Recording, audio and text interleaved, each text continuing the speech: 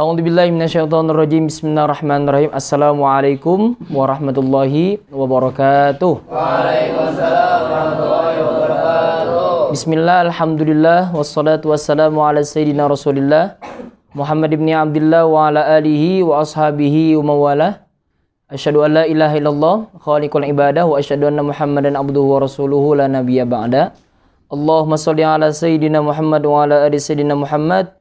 Habibu qalbi wa nuru aini wa anisu ruhi, salatan tajma'una biha alaihi jisman wa ruhan, yaqdhatan wa manaman, hillan wa tirhala, dunya wa akhirah ya rabbal alamin. Allahumma sholli ala sayyidina Muhammad wa ala ali sayyidina Muhammad wa a'tinal khaira wadfa anna syarra wa najjina washfina ya rabbal alamin. Shallu ala sayyidina Rasulillah. Bismillah, alhamdulillah. Hari ini kita lanjutkan kembali kajian Arba'in An-Nawawiyah kita di bulan suci Ramadan ini, dan kita meminta kepada Allah Subhanahu wa taala agar selalu dimudahkan dan diberkahi atas apa yang kita usahakan, yaitu membaca matan Arba'in Nawawiyah ini, dan mudah-mudahan apa yang telah kita pelajari itu bermanfaat. Amin ya rabbal. Alhamdulillah, kemarin kita sudah masuk ke hadis yang ke-28, kita sudah selesaikan, dan insya Allah hari ini kita akan lanjutkan hadis ke-29.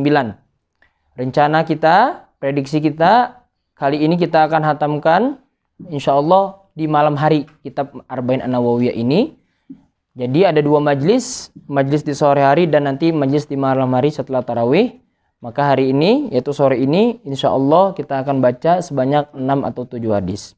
Bismillahirrahmanirrahim. Kita kirimkan Al-Fatihah terlebih dahulu, khusus kepada musannif kitab matan Arba'in An-Nawawiyah ini, Maulana Sayyiduna Syekh Muhyiddin Ibnu Syarafuddin An-Nawawi rahimahullah ta'ala anhu wa nafa'ana bihi wa bi ulumihi wa bi ulumi masyayikhina fi Misra wa fi Indonesia fid dharain amin. Al-Fatihah. A'udzubillahi minasyaitonir rajim. Bismillahirrahmanirrahim. Alhamdulillahirabbil alamin arrahmanir rahim maliki yaumiddin. Iyyaka na'budu wa iyyaka nasta'in ihdinas siratal mustaqim siratal ladzina an'amta 'alaihim ghairil maghdubi 'alaihim waladdallin amin. Al-hadits at-tasi wal ishrun an Mu'adz bin Jabalin radhiyallahu anhu qala, dari sahabat yang bernama Sayyidina Mu'adz bin Jabal radhiyallahu anhu qala, qultu, aku berkata, ya Rasulullah, wahai Rasulullah, akhbirni bi'amalin yudkhiluni al-jannah, kabarkan kepada diriku bi'amalin yudkhilunil jannah, suatu amalan apapun itu, yudkhiluni yang dapat memasukkanku kepada surga, wa yuba'iduni anin nar, dan dapat menjauhkanku dari neraka. Qala, Rasulullah berkata, laqad sa'alta an azimin, kamu telah mempertanyakan sebuah pertanyaan yang bagus wahai Mu'adz bin Jabal. Wa innahu la yasirun ala man yassarahu Allah ta'ala alaihi. Wa innahu la yasirun ala man yassarahu Allah ta'ala alaihi. Sesungguhnya Allah Subhanahu wa ta'ala la yasirun, akan memudahkan ala man yassarahu Allah, kepada hambanya yang memang telah Allah tentukan untuk diberikan kemudahan di dalamnya. Ta'budullah la tusyriku bihi syai'a. Sembahlah Allah. Ini yang pertama. Ta'budullah la tusyriku bi syai'a, sembahlah Allah dan jangan menyekutukannya. Wa tuqimus shalah, yang kedua, dirikanlah salat. Wa tu'tiyaz zakah, yang ketiga, tunaikan zakat.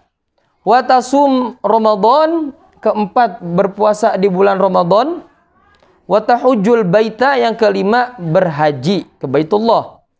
Tsumma qala, ala adulluka ala abwabil khairi, lalu Rasulullah melanjutkan, setelah yang pertama tadi perkara-perkara yang dapat mendekatkan kita kepada surga, lalu menjauhkan kita kepada neraka, terhadap neraka. Tsumma qala, lalu Rasulullah melanjutkan, tsumma qala ala adulluka ala abwabil khair, maukah kamu aku tunjukkan kepada pintu kebaikan? Yang pertama, mau ya Rasulullah. As-saumu junnatun, puasa itu adalah perisai, bukan jannah tapi junnah atau hisnun. Diistilahkan hisnun itu adalah benteng, yaitu puasa itu adalah perisai kita. Was-shadaqatu tudfi'ul khati'ah kama yudfi'ul ma'un nar. Sedekah itu dapat memadamkan atau menghapus kesalahan-kesalahan kita. Kama yutfi'ul ma'un naro, sebagaimana air bisa memadamkan api. Nah, as-shadaqatu tudfi'u al-khoti'ah. Sodako itu berinfak, bersodako itu bisa tudfi'u al-khoti'ah. Khoti'ah di sini dosa kecil, bukan dosa besar seperti syirik.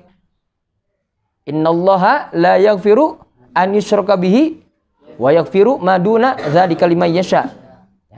Jadi dosa-dosa kecil itu Allah ampuni, tenang. Sedangkan dosa besar itu perlu yang namanya taubatan nasuha. As-shaumu junnatun. Ustadz, kenapa di hadis ini puasa itu junnah? Perisai, Ustadz. Kita sebagai pelajar, maka bukan lagi puasa itu menahan lapar dan haus atau nafsu belaka. Tapi kalau sudah pelajar, sudah menjadi hamba Allah, sudah ibadahnya meningkat, maka levelnya harus dinaikin. Dinaikinnya berarti jadi apa, Ustadz? Dinaikinnya puasanya awam, naik tingkat puasanya abid. Yaitu bukan hanya menahan lapar, haus dari terbit fajar ya sampai terbenamnya matahari, tidak. Tapi lebih daripada itu puasa kita. Puasanya pelajar yang sudah memahami hakikat ilmu. Apa berarti Ustadz puasanya? Yaitu menahan segala sesuatu fisik kita dari kemaksiatan. Puasa juga dipuasa, mata juga dipuasakan, telinga juga dipuasakan, lisan juga dipuasakan, tangan juga dipuasakan. Semuanya dipuasakan, hati pun juga dipuasakan. Nah, itu penting. Maka as-shaumu junnah, puasa itu bisa menjadi perisai, menjadi benteng kita yang biasanya 11 bulan sebelum Ramadan kita suka ngomongin orang, kita suka mencaci maki orang, menghina orang, ataupun suudzon kepada seseorang, maka masuk bulan Ramadan kita berpuasa, puasa itu bisa menjadi benteng kita. Yang biasanya suka suudzon berubah jadi husnudzon. Yang suka bohong, nggak jujur, jika ditanya sama Ustadz ngapain ke biovlog, ya kemarin Ustadz menemukan ada yang ke biovlog malam hari, ya kan? Ngapain ke biovlog? Enggak, Ustadz nggak ngapa-ngapain. Padahal kita berada di bulan suci Ramadan. Alangkah lebih indahnya hanya berkata jujur. Afwan Ustadz, saya begini-begini di biovlog, makan, numpang makan. Karena kalau di dalam takut nanti nggak kebagian, banyak yang celamitan. Misalnya seperti itu. Betul nggak? Nasinya sebungkus. Ya kan? Tiba-tiba manggil temen. Yang rame dong. Kelas 3, kelas 4 biasanya kalau makan kan sebungkus doang. Segini sebungkus. Yang makannya 10 orang. Paling kita cuma dapat yang punyanya sesuap atau 2 suap. Dalam hatinya, daripada makan di dalam, mending makan di Tafid aja lah. Di mana? Di biovlog. Biar lebih apa? Biar lebih enak. Makanya sendiri kalau nggak berdua. Izin kalau pengen seperti itu. Ya, maka berkata jujur lebih baik. Inilah bulan suci Ramadan. As-shaumu junnatun. Puasa itu adalah perisai. Maka dapat memperisaikan diri kita, membentengi diri kita dari sifat-sifat tercela. Wa sholatur rajuli fi jawfil laili. Nah, yang pertama tadi, ini pintu-pintu kebaikan akan terbuka jika kita melakukan satu. Shaumu junnah, berpuasa. Yang kedua adalah sedekah. Yang ketiga, sholatur rajuli fi jawfil lail atau sholat tahajud. Sholat tahajud. Tsumma ta'ala, lalu berkata, membacakan ayat tatajafa junubuhum anil madai. Jadi maksudnya tsumma ta'ala di sini Rasulullah lalu melanjutkan perkataan ini, menguatkan dengan dalil tatajafa junubuhum anil madaji'i yad'una rabbahum khaufan wa tama'an wa mimma razaqnahum yunfiqun. Nah, artinya apa Ustaz tatajafa junubuhum? Mereka menjauhkan lambung mereka anil madaji, dari tempat tidur mereka. Maka diartikan adalah sholat tahajud. Maka sholat tahajud dapat membukakan pintu kebaikan untuk kita di dunia dan akhirat. Pelajaran pertama tadi di kelas Ustadz menjelaskan di hadapan kelas 1 intensif bahwa esensi sholat tahajud itu untuk kita sebagai orang yang masih belajar, untuk awam, itu sebagai wadah meminta kepada Allah. Ya Allah, saya biasanya hafalannya lancar, sekarang kok susah banget. Satu ayat susah banget, satu halaman, setengah halaman susah banget ya Allah. Maka curhat sama Allah di waktu tahajud. Rasakan jika kita istiqomah selama 40 hari dan lebih, itu akan ada ketenangan di dalam hati kita, akan ada kemudahan.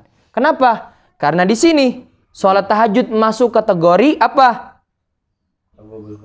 Fathi abwabil khair, akan dibukakan pintu-pintu kebaikan itu. Nah, sholat malam. Tatajafa junubuhum anil madaji'i. Ini majas bahwasanya dia menjauhkan lambung dia dari tempat tidur, artinya bangkit untuk sholat malam. Hatta balago, sampai Rasulullah membaca kalimat ya'malun.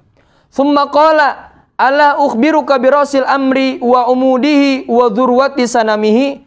Lalu Rasulullah menawarkan lagi kepada Mu'adz bin Jabal. Mu'adz, kamu tadi telah menanyakan pertanyaan yang baik. Lalu aku sampaikan kepadamu tentang perkara-perkara yang dapat membukakan pintu kebaikan. Yang ketiga, maukah aku katakan kepadamu birasil amr, tentang perkara yang utama, wa umudihi, dan juga tiangnya agama, wa dzurwati sanabihi, dan juga pucuknya sebuah agama. Qultu bala ya Rasulullah, tentu ya Rasulullah, aku menginginkan itu, kata-kata itu. Apa ya Rasulullah? Qala, lalu sahabat Mu'adz bin Jabal berkata, Rasul amri al-islamu, pokok agama itu adalah Islam itu sendiri. Wa amuduhu as-shalah, tiangnya adalah salat. As-salatu imaduddin, faman aqamaha faqad aqaman din. Wa dzurwatu sanamihi al-jihad, dan puncaknya agama Islam itu, artinya tingginya derajatnya itu, yaitu dengan melakukan jihad. Ingat, jihad itu bukan perkara kita memerangi kafir harbi saja, tidak. Jihad melawan kebodohan dengan belajar, itu merupakan jihad yang sesungguhnya bagi seorang pelajar. Nah, belajarnya kita di pesantren ini, jauh dari orang tua, jauh dari rumah, kita di sini belajar, itu sebaik-baiknya jihad. Nggak perlu kita harus mempersiapkan senjata, pistol. Melihat ada orang yang nggak sholat, kita tembaki. Atau ada orang kafir, kita tembaki. Enggak. Tapi kita, jihadnya kita sebagai penuntut ilmu adalah belajar. Karena kita jihad melawan kebodohan. Nah, sama-sama melawan, toh? Betul? Sahih, Toman. Thumma qala, lalu berkata, Ala ukhbiruka bimalaki dzalika kulli. Maukah aku kuatkan pernyataan aku tadi, wahai Mu'adz, bimalaki dzalika kulli? Faqultu bala ya Rasulullah. Apa perkataan yang menguatkan itu ya Rasulullah? Fa akhadha bilisanihi. Rasulullah memegang lisan beliau, lisan mulia beliau. Nih, apa kata Rasulullah? Wa qala kuffa 'alaika hadza. Jaga ini. Jaga lisanmu dari berkata perkataan-perkataan yang batil. Qultu ya Nabi Allah. Lalu Mu'adz berkata, wahai Nabi Allah, wa inna lamu akhadhuna bima natakallamu bihi. Apakah kita akan diazab atau akan mendapatkan sebuah azab dari perkataan kita nanti di akhir kelak ya Rasulullah? Faqala sakilatska ummuk. Nah, sakilatska ummuk itu adalah istilah Arab ketika mendengar jawaban yang mengejutkan. Sakilatska ummuk itu bahasanya adalah celaka ibu kamu. Artinya apa? Itu bukan berarti celaka ibu kamu Rasulullah artinya mendoakan celaka ibunya, bukan. Tapi terkejut. Biasa kalau kita astagfirullahaladzim, buseh. Nah gitu ya, takjub, buseh. Kan takjub itu kan. Sakilatska ummuk itu bukan berarti mudah-mudahan ibu kamu celaka, bukan. Tapi itu adalah majas bahwasanya betapa terkejutnya Rasulullah bahwasanya memang lisan kita itu akan diminta pertanggungjawabkan. Dan banyak orang, naudzubillahi min dzalik, mudah-mudahan kita terjaga dari itu. Banyak di antara hamba-hamba Allah itu yang tidak bisa menjaga lisannya. Ya, umat-umat Nabi yang dimana dengan lisannya itu bisa menyakiti hati orang lain. Nah, hati-hati itu. Kuffa lisan, jaga lisan. dari perkataan-perkataan yang fahish, yang rofath, yang dapat membuat hati seseorang itu sakit hati. Hati-hati. Ya Nabi Allah, wa inna lamu akhaduna bina takallamu bihi. Apakah kita banyak nanti di akhir kelak akan diazab oleh lisan kita ya Rasulullah atas apa yang kita ucapkan? Faqala thaqilatka ummuk, celaka ibu kamu. Benar, sesungguhnya di akhir kelak nanti wahai Mu'adz akan banyak orang-orang ya di antara umat-umatku nanti itu tidak bisa menjaga lisannya dan dia tersungkur. Wahal yakubban nasa finnari ala wujuhihim, yakubba itu tersungkur. Ya Rasulullah, apakah nanti akan tersungkur umat-umatmu yang tidak bisa menjaga lisan mereka? Finnar ala wujuhihim, yaitu wajah mereka tersungkur. Au qala ala manakhirihim illa asaidu alsinatihim, bahwasanya suatu hari di hari kelak nanti akan terbalik muka mereka. Nah, ini seperti ungkapan bahwa orang yang pelit itu akan dikalungkan semua harta dia itu di leher mereka. Ya kan? Maka ini juga kiasan bahwasanya kita tidak boleh yang namanya berkata semena-mena. Menjaga lisan itu perbuatan yang baik. Min husni islamil mar'i tarkuhu ma la ya'nihi. Meninggalkan perkataan yang tidak bermanfaat. Hadis yang ke-29 ini mengajarkan kepada kita, satu, beriman kepada Allah. Yang kedua adalah menunaikan sholat, zakat, haji, dan puasa. Sampai yang kelima, lalu pintu kebaikan itu terbuka jika kita berpuasa. Karena puasa adalah junnah, perisai, yaitu hasin. Selanjutnya adalah sholat di malam hari. Yang ketiga adalah bersodakoh. Itu pintu-pintu kebaikan akan terbuka. Nah, inilah hadis yang ke-29. Selanjutnya, hadis yang ke-30. Al-hadithu as-salasun an Abi Tha'labah al-Khushani Jurthum bin Nashirin. Berkata sahabat yang bernama Jurthum bin Nashir radhiyallahu anhu, an Rasulullah sallallahu alaihi wasallam qala, innallaha ta'ala farada faraidha fala tudayyi'uha. Sesungguhnya Allah Ta'ala telah mewajibkan sebuah perkara-perkara, fala tudayyi'uha, maka jangan kamu sepelekan. Wa hadda hududan fala na'taduha, dan telah memberikan hudud, batasan-batasan, maka jangan kamu melampauinya. Wa harramal asya'a fala tantahikuha, dan Allah telah mengharamkan beberapa perkara, fala tantahikuha, jangan kamu melanggarnya.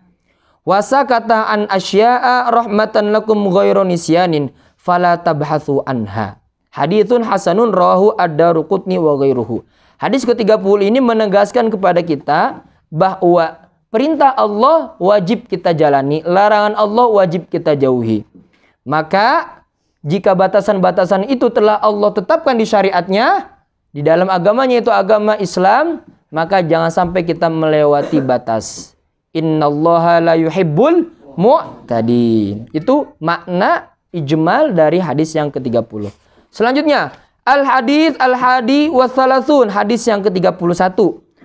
An Abil Abbas Sahal bin Sa'id As-Sa'idi, itu sahabat bernama Sahal bin Sa'id As-Sa'idi radhiyallahu anhu qala, jaa rajulun ila Nabi sallallahu alaihi wasallam faqala. Nah, datang seseorang kepada Rasulullah faqala, lalu dia berkata, ya Rasulullah, dullani. Dullani itu artinya tunjukkan kepadaku ya Rasulullah. Ala amalin, akan sebuah perbuatan. Idza amiltuhu, jika aku melakukannya, yaitu melakukan perbuatan itu, ahabbani Allah wa ahabbaniyan nas.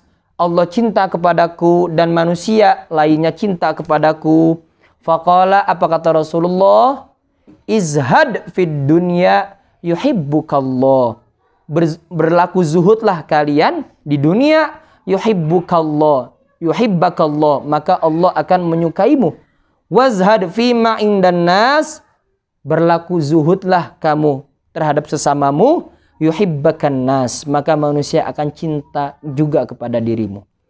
Hadis ini kita garis bawahi dan kita tulis di atasnya, diberi judul zuhud kepada Allah dan kepada manusia. Ya ikhwan, zuhud itu bukan berarti tarkud dunia. Zuhud itu bukan berarti meninggalkan dunia. Karena kalau meninggalkan dunia kita hanya fokus ibadah, itu bukan makom kita tentu. Beda. Ustadz, saya capek belajar terus, saya capek bekerja atau melakukan amalan-amalan yang lainnya, saya mau di masjid aja Ustadz.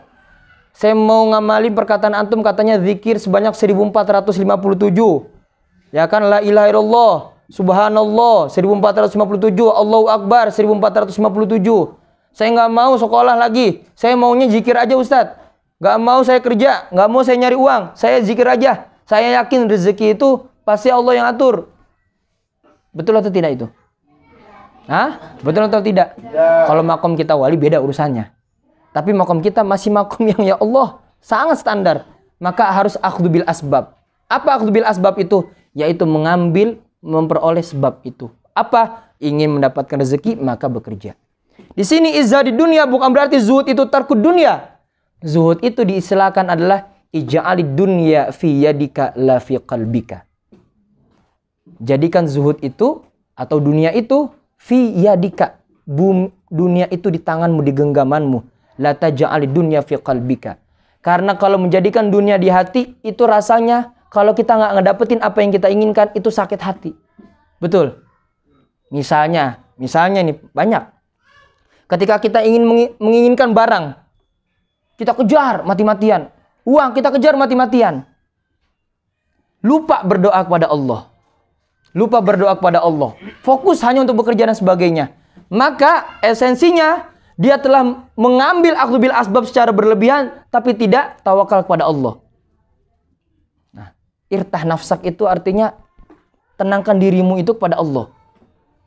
Tenangkan dirimu kepada Allah. Rezeki, ajal, apakah kita akhir nanti baik atau tidak, itu sudah Allah tetapkan di lahul mahfud, takdir kita. Maka izhar fid dunya yuhibbukallah, berlaku zuhudlah kamu kepada Allah. Qanaah, yaitu merasa cukup. Zuhud, tidak menginginkan banyak, ini itu dan sebagainya, tidak. Serba ada, cukup, itu lebih enak. Kenapa? Mau makan, alhamdulillah ada. Mau berangkat ke suatu tempat, alhamdulillah kendaraannya ada, bensinnya ada, cukup, uangnya ada, cukup, enak. Naudzubillah, sekarang kalau kita lihat di media sosial, apalagi nanti kalian pulang ke rumah melihat media sosial itu, masya Allah, banyak di antara mereka itu outfit. Outfit itu apa istilahnya outfit? Stylenya ya, pecinya 2 juta. Oh, masya Allah. Nih, sebagus-bagusnya sendal, tempatnya di mana? Di bawah. Semurah-murahnya peci, tempatnya di mana? Beli sepatu harganya bisa sampai 20 juta, tapi tetap dipakainya di mana? Nggak mungkin sepatu semahal-mahalnya sepatu itu dipakainya di kepala. Betul nggak? Semurah-murahnya peci, kalau kita naik bis harganya 5.000, 10.000, tempatnya di mana? Di kepala. Mengisyaratkan bahwasanya bukan barang yang harus kita miliki mahal-mahal, enggak. Tapi esensi dan fungsi barang itu yang penting cukup dan ada. Peci, alhamdulillah ada. Baju yang katanya outfitnya itu bisa sampai 200 juta ada kemarin itu yang mengabarkan. Jam 2 miliar. Nah, tuh Ustaz nggak mau nyebut di sini. Nanti di net, nah itu disensor. Ya. Jam 2 miliar. Sepatu harganya 20 juta. Tali sepatu 10 juta. La ilaha illallah. Ya kan, talinya doang. Ya kan? Itu menandakan ada pertanyaan. Ustadz, dia kayaknya nggak bakal miskin Ustadz. Karena dia juga mempertontonkan kekayaannya, menunjukkan kekayaannya kepada orang lain, terus juga sedekah. Atau gimana tuh? Sedekahnya rajin, sombong juga rajin. Maka posisinya bagaimana? Kalau memang dia sodako itu ingin dilihat orang lain, maka zala, jatuh dia, tergelincir dia. Tapi kalau misalnya sodako lillah, nggak tahu, maka perkara kita wallahu alam bisawab. Udah. Banyak di antara kita yang merasa, wah punya jam, wah punya baju, outfit dari ujung kepala sampai ujung kaki itu harganya kalau dijumlahkan bisa sampai 15 miliar misalnya. Ya kan? Wah bingung itu. Mulai dari peci. Pecinya juga, ya Allah, Berapa sih peci kita itu? Kan songkok ini 50.000 gitu. Atau ada 30.000, 40.000. Peci kemarin Ustadz pulang di bis harganya 10.000. Murah. Memang murah. Tapi tempatnya di mana? Di kepala. Mulia. Sepatu semahal apapun sepatu tetap di bawah. Mengisyaratkan bukan barang esensinya. Tapi fungsinya. Gitu ya. Ja'a rajulun ila Nabi sallallahu alaihi wasallam faqala ya Rasulullah dullani ala amalin idza amiltu ahabbani Allah wa ahabbani an-nas. Faqala izzad fid dunya yuhibbukallah. Kalau kita berlaku zuhud, insyaallah Allah suka sayang sama kita. Wazhad fima indan nas, berlaku biasa aja. Berbagi malah satu sama lain. Indan nas yuhibbukan nas, maka manusia akan cinta kepadamu. Ada firman Allah Subhanahu wa taala di surah Al-Qasas ayat 77, wa bataghi fima ataqallahu darul akhirah wala tansa nasibaka minad dunya. Itu dalil bahwasanya jangan pernah kamu lupakan bagian kamu di dunia. Nah, berarti apa? Di dunia kita harus bermuamalah antar sesama, betul? Bekerja, ya kan? Melakukan muamalah-muamalah dengan lainnya. Itu perintah Allah di surah Al-Qasas ayat 77. Maka yang dimaksud izzat di sini adalah ij'alid dunya fi yadika la fi qalbika. Agar apa? Agar hatinya selalu terpaut sama Allah Subhanahu wa ta'ala. Baik. Al-hadits ats-tsani wa tsalasun. Hadis yang ke-32. An Abi Sa'idin Sa'ad bin Sanan Al-Khudri. Yaitu sahabat bernama Sa'ad bin Sanan Al-Khudri radhiyallahu anhu, anna Rasulullah sallallahu alaihi wasallam qala la darara wa la dirara. Hadits hasan rawahu Ibnu Majah wa Daruqutni wa ghairuha musnadan. Wa rawahu Malik fil Muwatta mursalan an Amr bin Yahya an abihi anin Nabi sallallahu alaihi wasallam fa asqata Aba Sa'id wa lahu turuqun yaqwi ba'duha ba'dha. Nah, ini hadis yang ke-32. Kita lanjutkan hadis ke-33. Al hadits ats-tsalits wa tsalasun. An Ibni Abbasin radhiyallahu anhuma anna Rasulullah sallallahu alaihi wasallam qala law yu'ta an-nasu bida'wahum ladda'a rijalun amwala qaumin wa dima'ahum lakinnal bayyinata 'alal mudda'i wal yamina 'ala man ankara. Hadis ke-32 dan hadis ke-33 ini insyaallah akan kita tafsilkan. Kenapa Ustadz nggak ingin menjelaskan secara singkat di pertemuan sore hari ini? Insyaallah kita akan bayin atau kita akan jelaskan lebih lanjut di malam hari. Jadi tetap stay di malam hari untuk penjelasan hadis ke-32 dan juga 33. Karena ini panjang dan ada cerita menariknya. Jadi insyaallah kita baca dulu matan hadis yang lainnya. Penjelasan hadis ke-32 dan 33 akan Ustaz tambahkan di pertemuan malam nanti. Baik. Al-hadits ar-rabi' wa tsalasun. Hadis ke-34. An Abi Sa'idin Al-Khudri radhiyallahu anhu qala sami'tu Rasulullah sallallahu alaihi wasallam yaqul man ra'a minkum munkaran falyughayyirhu biyadihi. Barang siapa di antara kalian melihat kemungkaran falyughayyirhu biyadihi, maka ubahlah kemungkaran itu dengan tangan. Fa in lam yastati fa bilisani, kalau enggak bisa mengubah kemungkaran itu maka ubahlah dengan lisan. Fa in lam yastati fa biqalbi, kalau enggak bisa maka ubahlah dengan hati. Wa dzalika adhaful iman. Memahami hadis ini pendekatannya dengan dua. Satu, memahami kalimat dzalika. Yang kedua adalah apa itu kemungkaran. Perhatikan kalimat dzalika. Dzalika itu isyarah ba'id atau qarib? Ba'id. Boleh nggak Ustadz bilang hadza babun? Betul nggak? Oke. Dzalika hatifun. Boleh? Berarti dzalika isyarah ba'id. Ustadz baru mendapatkan maklumat ini dari guru mulia Maulana Sya'ala. Wa dzalika adhaful iman. Baca. Barang siapa yang melihat kemungkaran maka ubahlah dengan, kalau nggak bisa dengan, kalau nggak bisa dengan dzalika. Dzalika isyarah ba'id. Berarti kemana? Berarti sekuat-kuatnya mengubah kemungkaran dengan hati. Dengan hati. Wa dzalika isyarah ba'id. Oke, kita ulangi. Barang siapa yang melihat kemungkaran ubahlah dengan satu tangan. Nggak bisa dengan? Bisa. Nggak bisa dengan wadzalika tangan. Berarti kalau yang paling lemah adalah tangan, berarti yang paling kuat adalah hati. Dan Ustadz baru tahu. Karena kalau kita baca beberapa masodir yang lainnya, wadzalika itu adalah qalb, hati. Kan biasanya kalau kita lihat kemungkaran itu, kita ingetin, misalnya dengan tangan, nggak boleh, dan nggak boleh. Biasanya pakai tangan. Lalu apa? Susah dibilangin Ustadz, dia tetap ini, susah dibilangin, pokoknya keras kepala.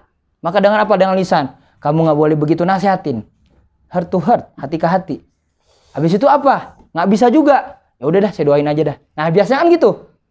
Tapi ternyata menasihati orang dengan tangan, dengan fisik, itu selemah-lemahnya kita menasihati ternyata. Dan Ustadz dapat pembahasan ini dari Maulana Sya'ala. Maka sekuat-kuatnya kita menasihati orang adalah fabiqalbihi, hati. Kita kasih tahu, akhi, sholat itu wajib, ya. Jangan sampai nggak sholat. Yang pertama, di pesantren kita diajarkan sholat berjamaah. Maka yuk kita berjamaah. Dari hati ke hati iya, lisan juga iya. Insya Allah dia akan meresapi nasihat kita, dia akan rajin ke masjid. Jadi bukan berarti kita sholat, bayar zakat. Ditarik-tarik, gak mau. Laurit, ditarik lagi. Dipukul, dicambuk. Waduh. Ya kan? Di sini apa? Fal yughayyirhu biyadihi. Ternyata itu dzalika adhaf. Itu selemah-lemahnya kita mengingatkan itu dengan fisik. Maka selemah-lemahnya dengan fisik, maka sekuat-kuatnya dengan hati. Karena manusia umat Nabi SAW itu cukup dengan hati ke hati. Nah, Ustadz kemarin pernah ngebahas, mengutip dari perkataan Syekh Ghazali, bukan Imam Ghazali, Syekh Ghazali, salah satu masyayikh di Al-Azhar. Ketika ditanya, ya Syekh, apa hukumnya orang meninggalkan sholat? Apa kata beliau? Hukumnya adalah kamu ajak dia sholat ke masjid. Kun da'iyan wala takun qadiyan. Jadilah orang yang mengajak, bukan orang yang menghukum atau menghukumi. Kan kalau kita, Ustadz, apa hukumnya orang yang meninggalkan sholat? Wah, kafir itu. Udah, mutlak kafir. Boleh darahnya kita sembelih. Ya kan? Kita bunuh boleh. Nggak sholat dia.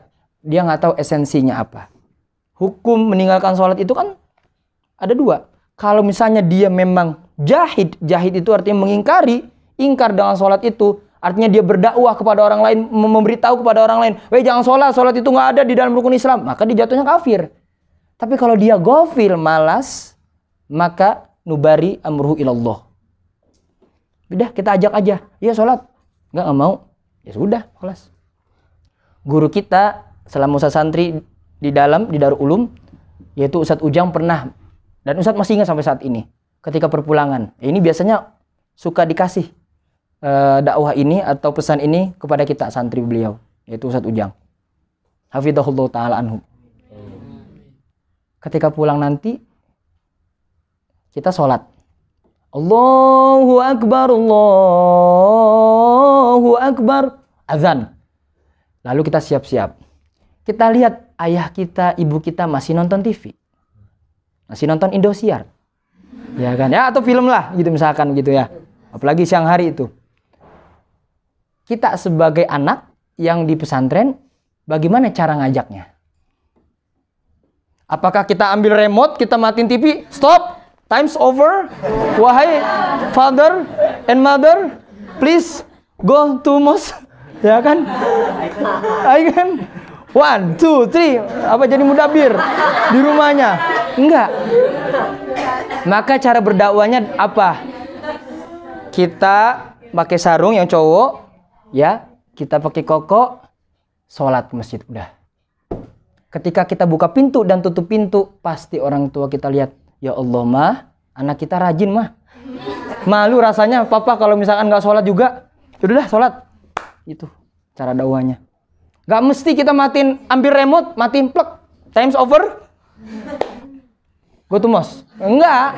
Papa, mama, yalla, ila musola, ila masjid. Enggak. Idhab, ila musola. Enggak. Asubukum, ma'ahtan homsa. Enggak. Tapi apa? Cukup kita berpakaian rapi ketika azan. Malah kalau bisa 5 menit sebelum azan kita sudah pergi ke masjid nanti liburan. Yang cowok nih, kumandangkan azan. Kasihan masjid kita itu bapak-bapak, kakek-kakek yang azan. Lah kita yang pesantren, yang suara kita melengking bagus. Ya kan muadzin di pesantren tahfidz, masa di rumah enggak ke masjid, Dek? Nanti di rumah nunggu azan. Ntar kalau udah azan, belum ke kamar mandinya dulu, belum wudu dulu, masbuk. Ya kan? Nggak taunya pas masbuk, ya udah males, belok kanan ke rental. Rental PS. Ya kan, bawa uang. Maka dakwah yang baik itu adalah itu di sini. Fabiqalbihi. Jadi ketika azan, nah nih yang cowok ya. Ketika nanti pulang, dakwanya kepada orang tua bukan berarti matiin remote abis itu ngitungin mereka, enggak. Tapi cukup kita siap-siap pergi ke masjid. Orang tua kita pasti akan melihat. Dan rasa-rasanya apalagi ayah, itu kadang-kadang malu. Ya Allah, anak saya rajin banget ke masjid. Malu rasanya kalau saya nggak sholat. Kenapa? Karena memesantrenkan anak itu, nah ini penting. Mempesantrenkan anak itu bukan hanya anaknya yang pesantren, tapi orang tuanya juga pesantren. Anak pesantren jauh dari orang tua. Orang tua juga dipesantrenkan, walaupun bukan di pesantren. Apa maksudnya Ustadz? Dia dipesantrenkan, orang tua, ayah dan ibu itu juga pesantren. Kenapa? Sholat malam, mendoakan anaknya. Ya Allah, anak saya di pesantren, tolong jaga dia ya Allah. Kan pesantren juga tuh. Menahan sabar, menahan rindu, hanya bisa mendoakan. Kan juga itu di pesantren kan. Nah, jadi mempesantrenkan anak bukan hanya permasalahan anak di pesantren setelah itu selesai, enggak. Anak di pesantren, orang tua juga dipesantrenkan. Beda maknanya. Oke? Itu ya. Fa in lam yastati fa biqalbihi wa dzalika adhaful iman. Rawahu Muslim. Thaib. Al hadis al khamis wa thalathun. An Abi Hurairah radhiyallahu anhu qala qala Rasulullah sallallahu alaihi wasallam la tahasadu wala tanajashu wala tabaghadu wala tadabaru wala yabi' ba'dukum ala bai'i ba'din wa kunu ibadallahi ikhwana. Al muslimu akhul muslim la yadhlimuhu wala yakhdhuluhu wala yakdzibuhu wala yahkiruhu. Nah, la tahasadu, jangan pernah ada rasa iri di antara kita. Pakai fiilnya musyarakah, dua sisi, jihatain. La tahasadu, janganlah kalian saling iri satu sama lain. Wala tabaghadu, wala tadabaru, wala yabi' ba'dukum ala bai'i ba'din wa kunu ibadallah ikhwana. Jadilah kalian hamba-hamba Allah yang saling merangkul satu sama lain. Al muslimu akhul muslim. Muslim adalah saudara dan muslim yang lainnya. La yadhlimuhu, jangan menzaliminya. Wala yakhdhuluhu, jangan menghinakan mereka. Wala yakdzibuhu, jangan mendustakan mereka. Wala yakiru, dan jangan juga merendahkan mereka. At-taqwa hahuna. Nah, at-taqwa hahuna itu yushir ila sodri thalathi marrat. Jadi takwa itu di sini. Allah tidak melihat kepada fisik kamu, tetapi Allah melihat kepada ketakwaanmu. Bihas bimri'in minasyarri an yaqira akhahul muslim. Kullul muslim alal muslim haram. Setiap muslim dengan muslim lainnya itu diharamkan beberapa perkara. Damuhu, darahnya, wa maluhu, hartanya, wa irduhu, dan juga kehormatannya. Ya, maka hadis yang ke-35 ini mengisyaratkan kepada kita sesama kaum muslimin jangan saling iri satu sama lain, saling menghina satu sama lain, saling menggibah satu sama lain. Hati-hati. Ya, hati-hati. Itu hadis yang ke-35. Insyaallah hadis ke-36 sampai hadis ke-42 malam nanti kita akan lanjutkan kembali. Baik.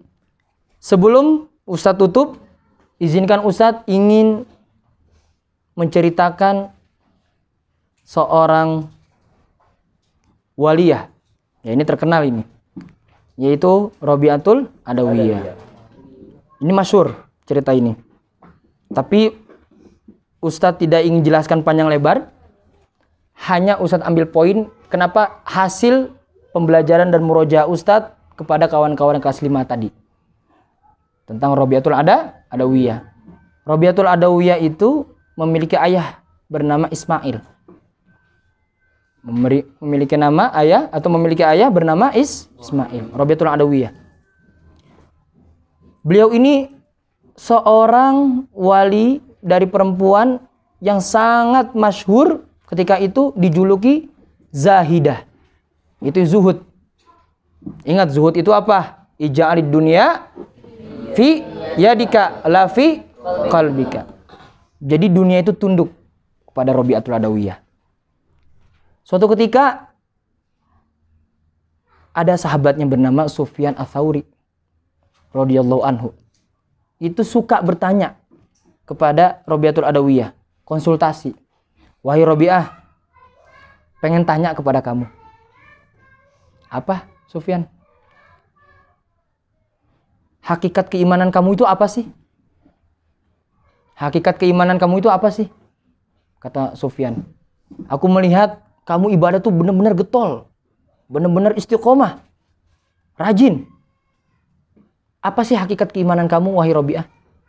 Lalu Rabi'ah menjawab, wahai Sufyan, abadtuhu laisa khaufan anin nar. Wahai Sufyan, aku beribadah kepada Allah itu laisa khaufan minan nar, bukan berarti aku tuh takut akan nerakanya. Wala roja anil jannah, dan juga tidak berharap kepada surganya.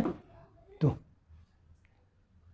Aku beribadah kepada Allah tidak takut karena nerakanya dan tidak juga mengharapkan karena surganya. Kenapa? Kata Rabi'ah. Kalau aku melakukan itu, fakuntu ajirun masi'ah atau sayyi'ah.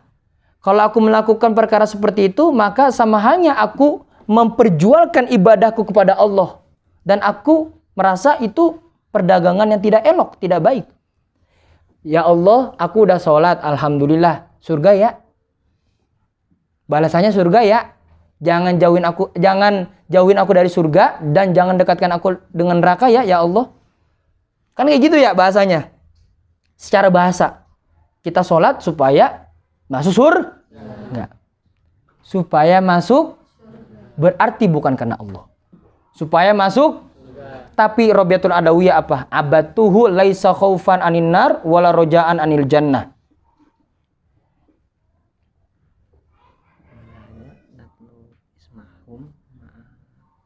Nah. Lalu apa?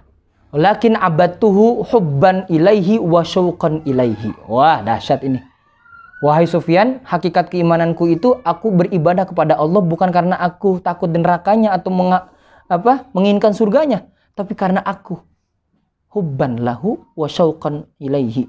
Karena aku cinta kepada Allah dan juga rindu kepada Allah. Kalau kamu rindu kepada seseorang, apa yang kamu lakukan? Kata Rabi'ah. Ya aku samperin. Begitu pula diriku kepada Allah. Ketika aku rindu kepada Allah, maka aku samperin Allah. Bahasanya gitu. Dari sini cerita Rabi'atul Adawiyah dengan Sufyan Ats-Tsauri kita bisa ambil hikmahnya bahwa ibadah yang kita lakukan, Ustadz mengajak diri Ustadz sendiri dan juga kawan-kawan, yuk, bukan berarti kita mengharapkan surga Allah. Surga Allah itu insya Allah itu adalah rahmat kasih sayang Allah. Tapi kita sebagai hamba, maka cukup beribadah kepada Allah lillahi ta'ala sudah. Karena kalau kita beribadah karena Allah, ya Allah, udah sholat nih, surga ya. Itu kan seakan-akan kita memperjualkan ibadah kita. Ingat. Hikam atau hikmah pertama yang ditulis oleh Imam Ibnu Athaillah As-Sakandari apa? Jangan pernah kamu berpegang teguh dengan ibadah kamu. Jangan pernah kamu berpegang teguh kepada ibadah kamu. Karena bukan ibadah kamu yang menentukan surgamu. Wah, ini kalau udah belajar ini nih, di antara kita, itu pasti ada yang terbang. Kemana-mana terbang. Artinya apa? Kita belum nyampe. Tapi Ustadz ingin ajarkan kepada kalian, ikhlas ibadah karena Allah. Jangan mengharapkan apa-apa. Di pesantren, sholat, udahlah. Biar nggak dihukum sama mudabir. Baca Quran, biar nggak dihukum sama mudabir. Jangan. Kalau kalian ikhlas karena Allah, maka Allah akan berikan semuanya kepada kalian. Itulah hakikatnya iman seorang Rabi'atul Adawiyah. Wallahu taala a'la wa alam. Wa sallallahu wa sallam wa barik ala sayyidina Muhammad wa ala alihi wasallam. Walhamdulillahirabbil alamin. Wassalamualaikum warahmatullahi wabarakatuh. Waalaikumsalam warahmatullahi wabarakatuh. Kita tutup dengan bersama-sama kita membaca doa. Maulaya sholli wa sallim daiman abada ala habibika khairil khalqi kulli huwal habibul ladzi turja syafa'atuhu fi kulli aunin mina